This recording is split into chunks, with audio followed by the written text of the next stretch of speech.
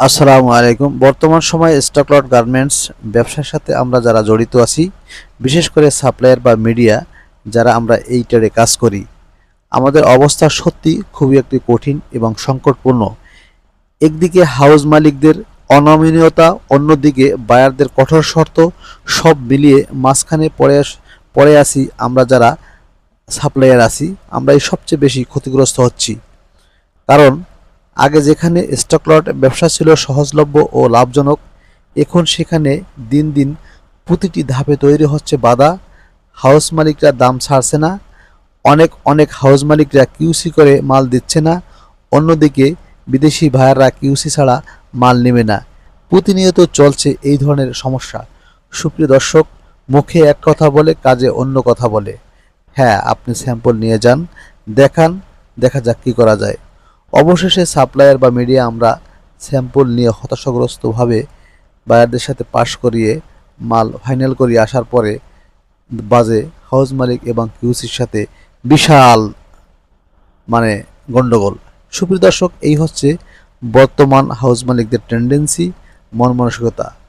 সুপ্রিয় দর্শক, যারা আমরা হাউস মালিক আছি, আমাদেরকে অবশ্যই এই ধরনের প্রথা থেকে বেরিয়ে আসতে হবে। কারণ আমি আপনার মালটা সেল করে দেব, অবশ্যই ন্যূনতম একটা কমিশন তো আমাদের থাকা দরকার। বা কিভাবে মালটা প্রসেসিং করে বায়ারকে দেয়া যায়, উভয় পক্ষকে একটা সমঝোতায় থাকতে হবে, তাহলেই সাপ্লায়ার বাঁচবে।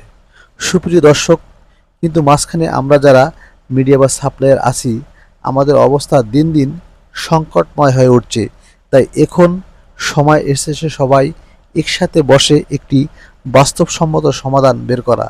সুপ্রিয় দর্শক, অনেক অনেক হাউস মালিক আছে, দেখতে পাচ্ছেন আমি যে হাউসটায় আছি, এখানে মাল দেখেন কার্টন করা, কিন্তু সেখানে পড়ে নেই, বলতেছে মাল ইনটেক, কিন্তু খুললেই বোঝা যাবে এটা কি ধরনের ইনটেক। এই হচ্ছে অবস্থা হাউস মালিকদের।